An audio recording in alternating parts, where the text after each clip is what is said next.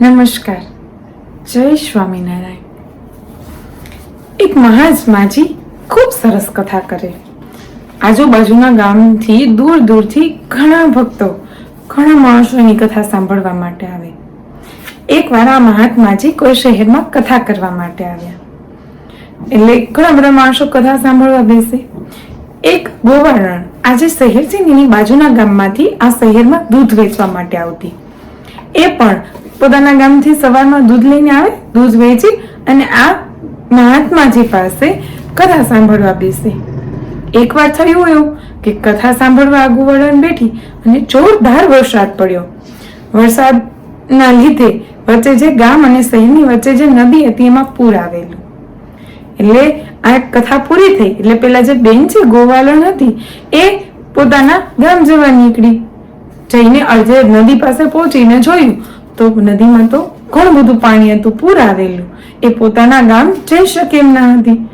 એટલે આવીને એને પાછી આવી અને મહાત્માજીને પોતાની સમસ્યા કહી કે મહાત્માજી, મારા ગામ જઈ શકું એમ નથી, વચ્ચે નદી છે એમાં પૂર આવેલું છે.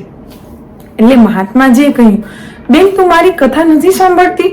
હું મારી કથામાં આ જ વાતનો ઉલ્લેખ કરું છું કે જો રામના નામથી પથ્થર તરી શકતા હોય તો તું તો માણસ છે, જીવતી જાગતી છે.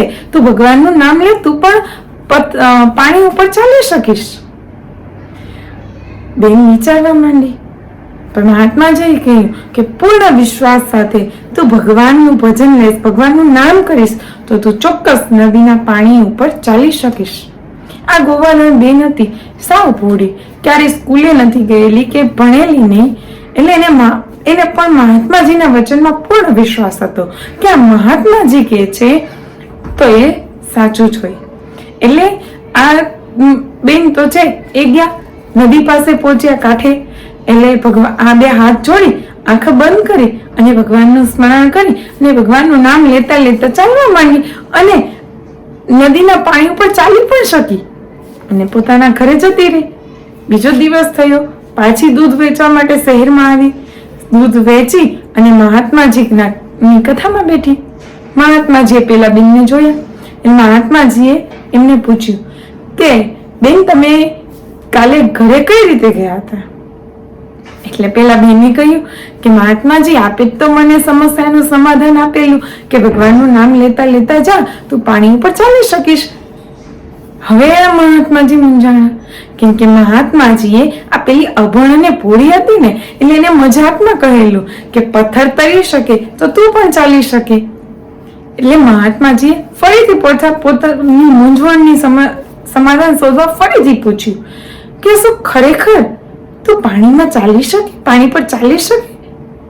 એટલે પેલા બેને ફરીથી કહ્યું, હા મહાત્માજી, હું પાણી પર ચાલીને જ ગઈ.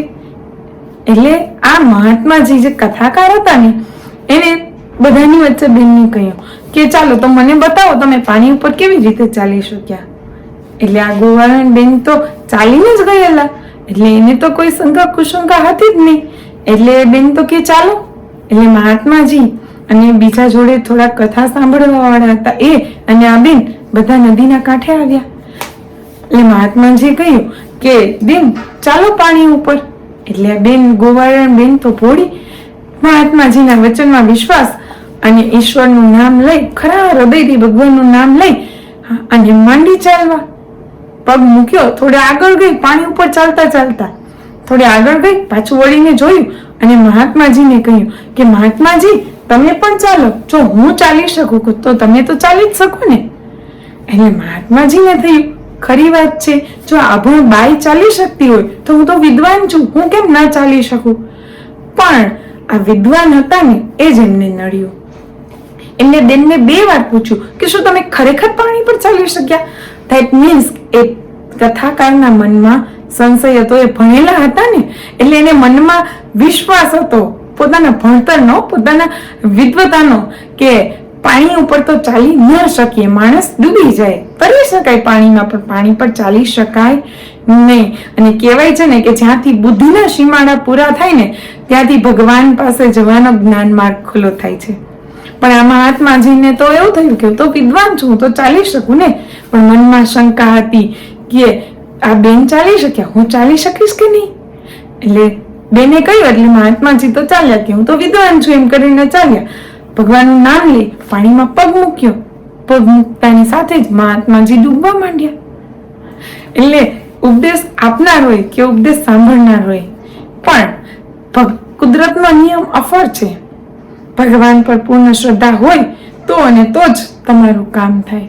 ભગવાનને મળેલા સત્પુરુષ મહાપુરુષોએ આપણને આપેલા માર્ગ ઉપર ચાલીએ અને એના વચનમાં વિશ્વાસ રાખીએ તો ચોક્કસ આપણે પરમાત્મા સુધી પહોંચી શકીએ છીએ. જય સ્વામિનારાયણ.